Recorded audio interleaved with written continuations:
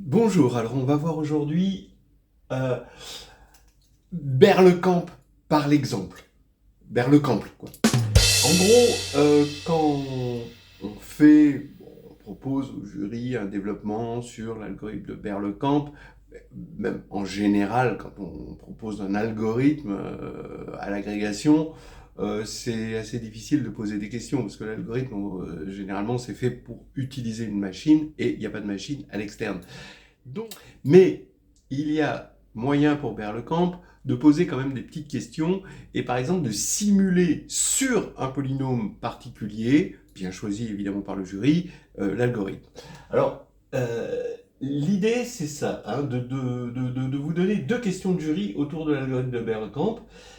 C'est illustrer l'algorithme de Berlekamp modulo P. Alors on va prendre P impair pour pas avoir à faire le cas pair. Sur xp moins x moins 1 et sur x4 plus 1. Alors, bon, ce qu'on voudrait, c'est surtout avoir la forme de la décomposition. Est-ce que c'est irréductible et sinon, en combien de parties et de quel degré ça se décompose. Alors, j'ai proposé récemment sur cette chaîne deux vidéos, une plutôt classique de l'algorithme de Berlekamp, où ces choses-là sont faites, donc ces problèmes-là sont résolus par la recherche de vecteurs propres pour la valeur propre 1 de l'endomorphisme de Berlekamp, et une autre méthode en prenant plutôt uniquement, où là on veut juste savoir la forme de la décomposition, pas la décomposition en elle-même, et là, c'est juste en regardant, on a un théorème d'unicité, si on veut, quand on décompose le polynôme caractéristique de l'endomorphisme de Berlekamp en polynôme de la forme x puissance ni-1. Et en fait, les ni sont justement les degrés des polynômes en présence. Voilà. Et il y a un théorème d'unicité hein, de CNI pour un endomorphisme de type Berlekamp. Donc maintenant, on y va. Regardez, vous avez xp moins x moins 1. Donc on va regarder l'algèbre, la fp algèbre, fp de x quotienté par xp moins x moins 1. Bon, et on va regarder le morphisme de Berlekamp qui a au polynôme q, modulo ce polynôme-là évidemment, associe q puissance petit p. Et on va le regarder matriciellement dans la base canonique, hein, 1, x, xp-1, je mets des barres dessus, qui est, on peut dire, une base canonique de cette algèbre. Alors, regardez, 1, son image 1 puissance p, c'est 1. X, son image, c'est x puissance p, du coup, ça va être 1 plus x. Xk, ça va être xk puissance p, donc xp puissance k. Donc 1 plus x puissance k, qu'on sait développer dans la base par le binôme de Newton. Bon, donc ça va nous faire matriciellement, dans cette base-là, eh bien, 1 ici, 1, 1, à cause de ça. Quand on va prendre k égale 2, on aura 1, 2, 1. Vous voyez qu'on va avoir le triangle de Pascal, comme ceci. Et ce qu'on remarque, c'est que, comme P est premier, ici, on n'a que des éléments premiers avec P, ici, donc inversibles, sur la surdiagonale, ce qui va faire que la multiplicité géométrique, donc on voit déjà que le polynôme caractéristique, c'est x-1 puissance p, évidemment, donc xp-1. Donc déjà, on sait qu'il n'y a qu'un seul polynôme de degré p, d'après la première vidéo que j'ai faite. Mais si on ne sait pas ça, et si on fait le Berlekamp plus classique, c'est facile de voir justement en disant, ici sur la surdiagonale, on n'a que des 1 ici, et sur la surdiagonale, rien n'est nul.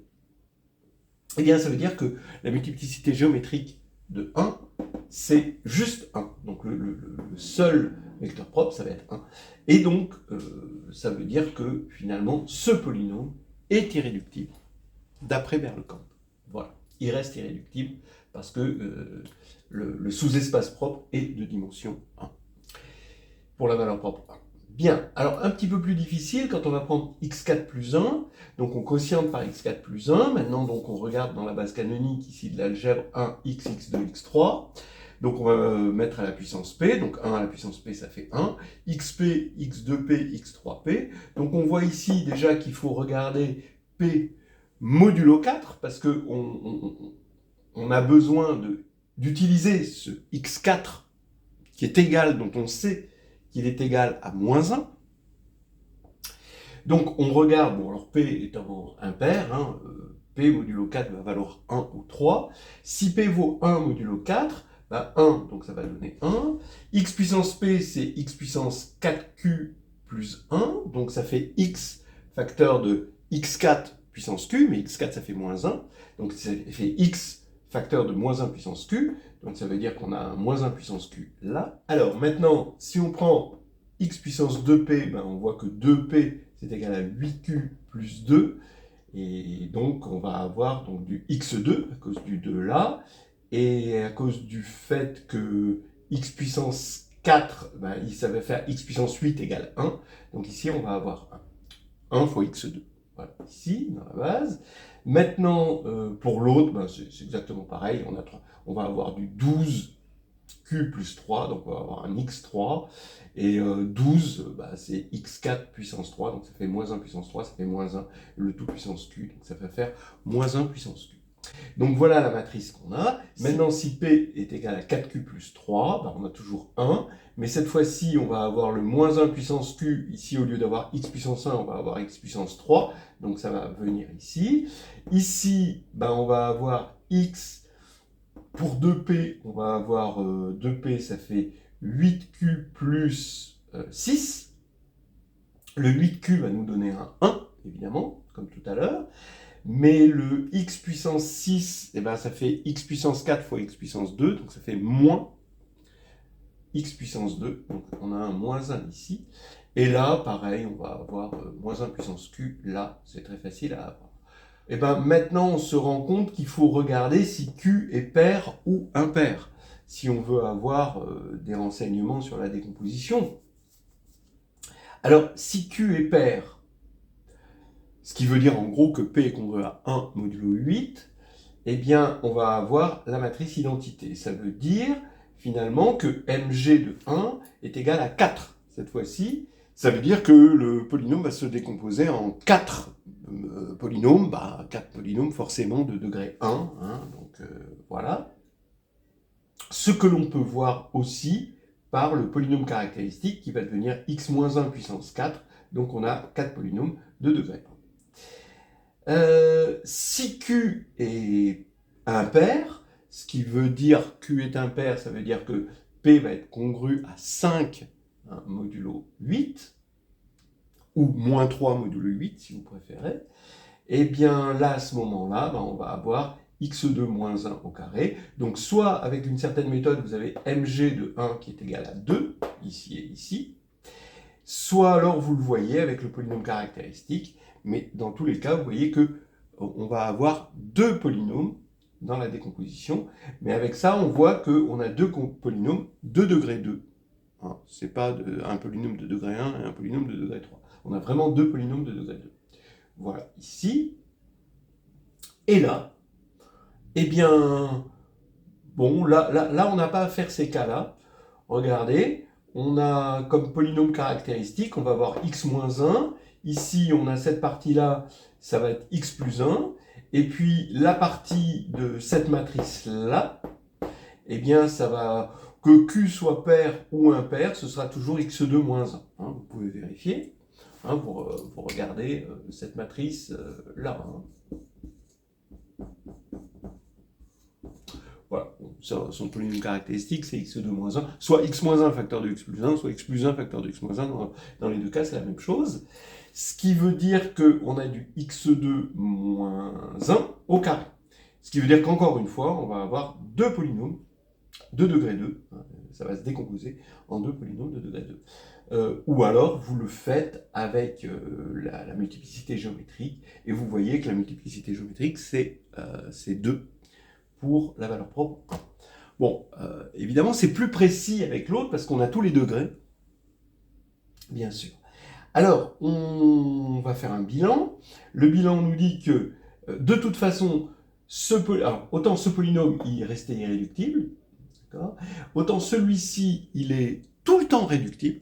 Ça, c'est assez extraordinaire, parce que lui, il est irréductible sur Q, hein, c'est bien connu, mais il est réductible, modulo P, quel que soit P, bon, même pour P égale 2, en fait. Et avec les variantes suivantes, si P est congru à 1 modulo 8, eh bien, on va avoir 4 facteurs de degré 1. Et sinon, si P est congru à moins 1 ou plus ou moins 3 modulo 8, toujours modulo 8, hein, eh bien, on va avoir 2 facteurs de degré 2. Voilà. Alors, ce résultat qu'on a obtenu par Berlekamp, il n'est pas anodin. Vous pouvez le voir sur carnet de voyage en algébrie. Il vient du fait que x4 plus 1, c'est le polynôme qu'on appelle phi8, d'accord, le polynôme cyclotomique, le 8e polynôme cyclotomique, et que z sur 8z étoile, donc les éléments premiers avec 8, bah c'est 1, 3, 5 et 7, d'accord, ou plus ou moins 1, plus ou moins 3, comme on a eu ici. Eh bien, c'est z sur 8z étoile, bah, il est isomorphe à z sur 2z croix z sur 2z, donc il y a un élément d'ordre 1, c'est 1. C'est pour ça que ça va donner ces facteurs de degré 1, ces 4 facteurs de degré 1. Et les autres éléments sont d'ordre 2. C'est pour ça qu'on va avoir ces facteurs de degré 2. Bon, il y a un résultat qui est derrière ça, hein, c'est qu'un polynôme cyclotomique, il se décompose en éléments qui sont tous de même degré, et le nombre de facteurs, c'est exactement l'ordre de P modulo n, c'est-à-dire ici l'ordre de P modulo 8. Voilà, c'était 2 exercices de jury autour de l'algorithme de Berlekamp.